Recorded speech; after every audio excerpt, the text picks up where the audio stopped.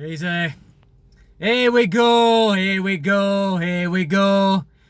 Exactly as I predicted in a video I made for this channel about a month ago, where I said that there will be a new variant announced before Christmas and more restrictions would come back as well. Well, exactly what I predicted is coming true. Now, if you stay tuned to the end of this video, I will give you a rather happy story of how fighting back can be successful.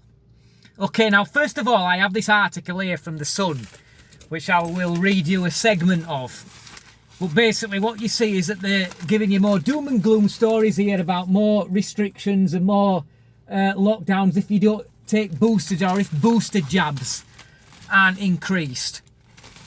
Okay, so a part of it here says that scientists have warned that a new subvariant of the Delta strain named AY4.2 is gaining a foothold and could be 15% more infectious. That's exactly what I said would happen, is it not? Experts fear cases and hospital admissions could surge in older people this winter as protection wears off from the vaccines they had 6 months ago. So those first round of vaccines were clearly excellent, weren't they? And if the death rates rise, the government could come under pressure to introduce lockdown-style restrictions before Christmas. Lockdown-style restrictions. In other words, lockdown without calling it a lockdown. Boris Johnson's plan B could see the return of face coverings and working from home orders and vaccine passports for some events. But giving booster jabs to the elderly and most vulnerable could instead help protect the NHS from being overwhelmed as it was last December. Same record as they were playing 12 months ago. The only difference is they've just changed a couple of the lyrics. Last year it was 2 jabs, this year it's booster shots. When are you guys going to wake up? If you were one of these good little sheeple who stayed at home when you were told and took your 2 jabs, I have this question for you. What have you got out of it? What have you gained? What have you got that is... How are you better off than the people who didn't do that? That's the question. You were told 2 jabs and you get your freedom back. In fact, I've just heard it this morning. They're now saying take booster shots to get your freedom back. It never ends. When do people start to wake up and stand up? And this only ends when we make it end and we say no. Now, I'm going to give you a good example now of how you can do that.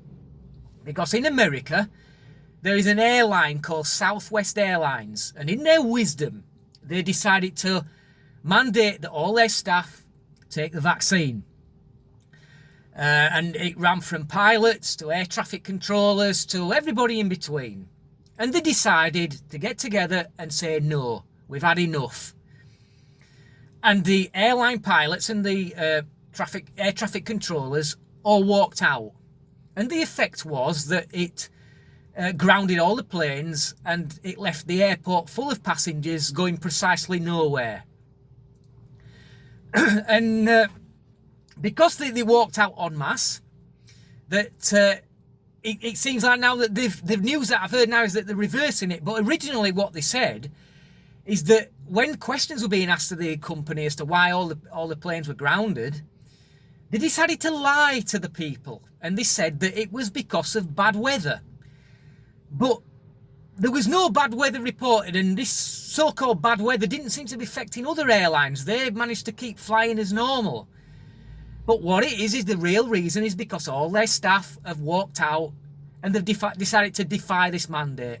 And the latest news is, so I've heard, it's unconfirmed at the minute, that they have decided to roll back on this mandate, because if they didn't, they would probably lose so much money that they would end up going bust. So they've had no choice but to roll back this mandate.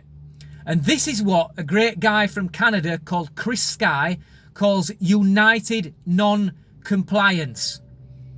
And this is how it's done. This is how you fight back. Pilots and air traffic controllers are not easy to replace. So this is how it's done, folks.